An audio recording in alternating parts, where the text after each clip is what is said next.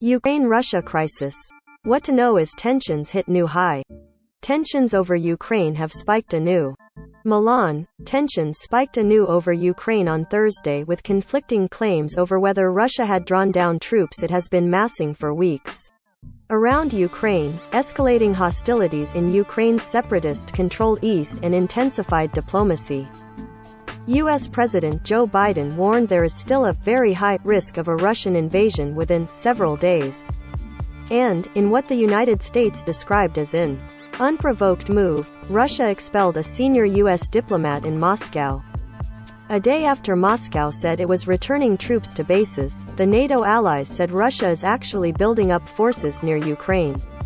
At the same time, Ukraine and the Russia-backed rebels in its east accused each other Thursday of intensive shelling along the line of contact in Donetsk and Luhansk.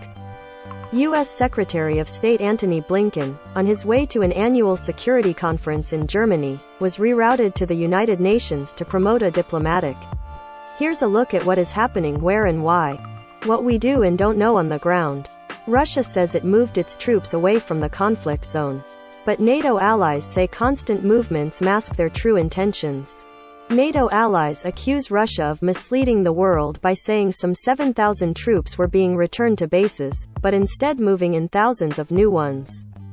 Maxar Technologies, a commercial satellite imagery company that has been monitoring the Russian buildup, reported continued heightened military activity near Ukraine, including a new pontoon bridge and a new field hospital in Belarus. Russia has massed an estimated 150,000-plus troops on three sides of Ukraine in recent weeks, but denies it is plotting an invasion. NATO Secretary-General Jens Stoltenberg said Russia has enough troops, enough capabilities, to launch a full-fledged invasion of Ukraine with very little or no warning time, and that is what makes the situation so dangerous. The fact that you're putting a battle tank on a train and moving it in some direction doesn't prove a withdrawal of troops, he said. It has to be a meaningful withdrawal, a meaningful de-escalation. Shelling along the border in Ukraine's separatist-controlled east also has fueled speculation that Russia might be creating a pretext to invade Ukraine. A sharp increase in skirmishes in recent days raised that specter.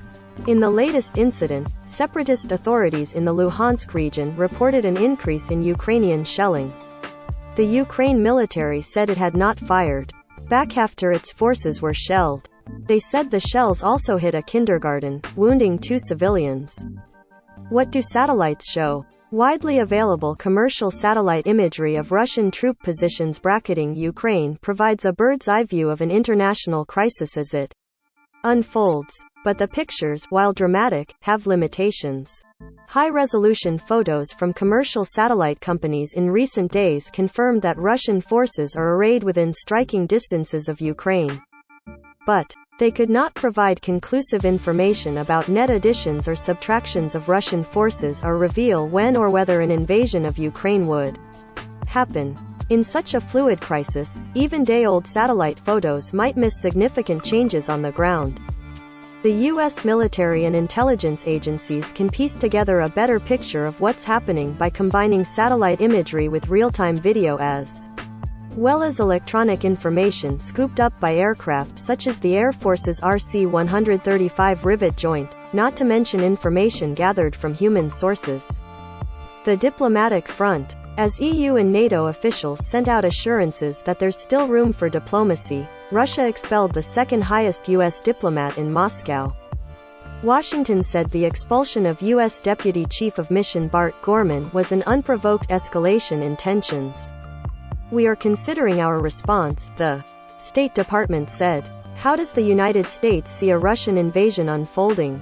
Blinken went before the UN Security Council on Thursday to sketch out how Washington contends a Russian attack would unfold, revealing conclusions of U.S. intelligence in a strategy the United States and Britain have hoped will preempt any Russian invasion planning. The United States has declined to reveal most of the evidence underlying its claims on Russia's planning. A sudden, seemingly violent event staged by Russia to justify invasion would kick it off, Blinken told UN diplomats. We don't know exactly the pretext, he said. A so-called terrorist bombing inside Russia, a staged drone strike, a fake, even a real attack, using chemical weapons. The military attack itself would open with cyber attacks and missiles and bombs dropping across Ukraine, America's top diplomat said. Painting the U.S. picture further, Blinken described the entry of Russian troops, advancing on Kiev, a city of nearly 3 million people, and other key targets that have already been identified and mapped out. U.S. intelligence indicated Russia would target specific groups of Ukrainians, Blinken told the UN, again without giving details.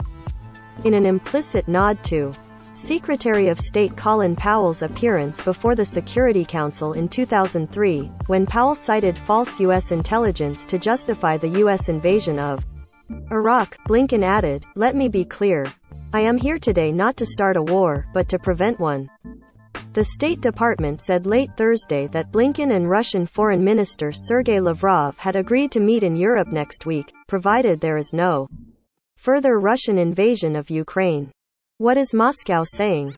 Russia on Thursday reaffirmed its demand for the U.S. and its allies to keep Ukraine out of NATO but held the door open for talks on a range of security. The Russian Foreign Ministry handed over its formal reply to the U.S. and NATO security proposals and later published it on its website. The document again denies Western claims that Russia has an intention to invade Ukraine, but repeats that NATO's expansion to Ukraine and other ex-Soviet nations would be a red line for Russia. It says Moscow will continue pressing its demands for no further NATO expansion and for the alliance to roll back its forces from Eastern Europe, and could take unspecified, military technical measures, if the West continues to ignore them.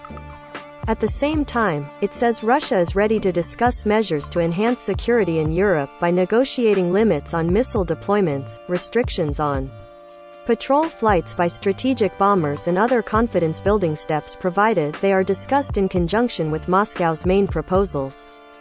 How are Ukrainians reacting? Ukrainian President Volodymyr Zelensky suggested that NATO membership is a distant dream for his country, blaming both opposition from Russia and from some unidentified NATO members. It is not the Ukrainian people who choose when we will be in NATO, because it depends not only on us. 30 countries must unanimously agree on this decision. Zelensky said. What is NATO doing? Stoltenberg, in opening a meeting of the alliance's defense ministers in Brussels, said Russia has, yet again, demonstrated its disregard for the principles underpinning European security, and its ability and willingness to threaten the use of force in pursuit of its objectives.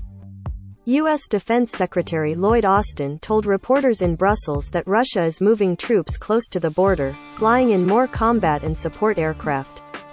We see them sharpen their readiness in the Black Sea. We even see them stocking up their blood supplies, he said. You don't do these sort of things for no reason, and you certainly don't do them if you're getting ready to pack up and go home. Meanwhile, the alliance is bolstering its eastern regions. The U.S. has started to deploy 5,000 troops to Poland and Romania. Britain is sending hundreds of soldiers to Poland and offering more warships and planes. It also doubling the number of personnel in Estonia and sending tanks and armored fighting vehicles. Germany, the Netherlands and Norway are sending additional troops to Lithuania. The White House said Biden would discuss the matter with transatlantic leaders in a phone call Friday afternoon. The Canadian Prime Minister's office said the call would include the leaders of Canada, France, Germany, Italy, Poland, Romania, the United Kingdom, the European Union and NATO. The U.S. Senate voted overwhelmingly Thursday night to show unwavering support for an independent Ukraine and condemn Russian military aggression toward its Vladimir Isachenkov in Moscow, Yuris Karmanow in Kiev, Ukraine, Matt Lee in Munich, Germany, Darlene Superville and Robert Burns in Washington, Lorne Cook in Brussels, Jill Lawless in London, Francis D'Amelio in Rome and Edith Lederer at the United Nations contributed.